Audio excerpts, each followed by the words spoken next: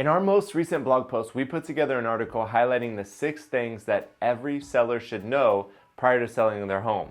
In fact, it's the 6 things that are true today that weren't true last year.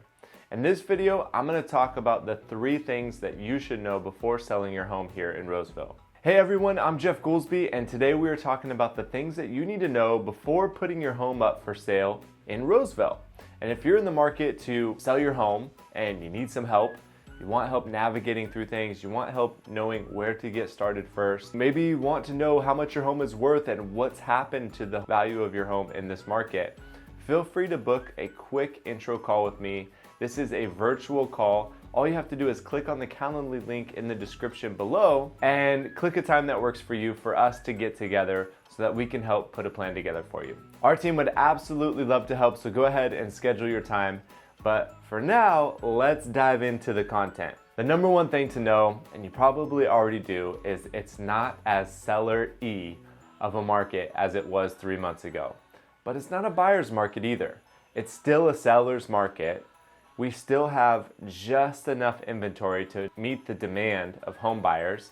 And because of that, homes are still selling in a reasonable amount of time and for a reasonable price, so long as the pricing strategy is sound. However, you do want to know going into this that it's just not quite as much of a seller's market as it was before. Know going into this that is not that much of a buyer's market. Number 2, home price growth is estimated to return to pre-pandemic growth. I did not say pre-pandemic prices, I said pre-pandemic growth. So what that means is though we've seen massive growth over the last few years, in 2020, we saw about 15% growth. 2021, we saw nearly 20% growth. That's not going to continue. However, it's very possible that your home will continue to grow in value about 5 to 7% here in Roseville. At the same time, it is also possible that the value of your home has decreased a bit in comparison to the value of your home in, say, spring of this year. Yes, buyers are still willing to pay your asking price or maybe even a bit more than your asking price, but they're no longer willing to pay 5 and 10% beyond the asking price. It's just not happening anymore, so know that we will continue to see growth, just not at the same rate that we saw during the pandemic. The number 3 thing that you need to know is you might not sell in a weekend. Over the last few years, our marketing plan essentially consists of how do we prepare your home to launch and hit the market in X amount of days? Once it hits the market, what do we do to absolutely squeeze as much attention as we can for your property over the next 5 days? And how do we get your home in contract by Tuesday? Right? So we had a 5-day essentially marketing plan. You might not sell in a weekend this time around. And despite the fact that we don't have an overwhelming amount of inventory, we still have other homes to compete with, but we are still getting multiple showings. Despite that we're getting multiple showings, you might not get multiple offers.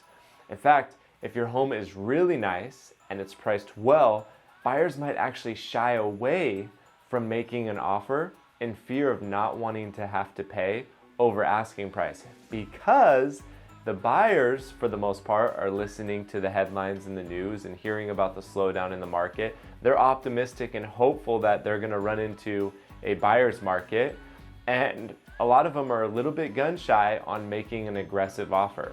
So we've actually run into that with a couple of our listings that were priced very well, almost like too well, right? Maybe we should have increased the price a little bit, narrowed down the amount of buyers that were interested, and just sold for that asking price versus trying to drive up the price.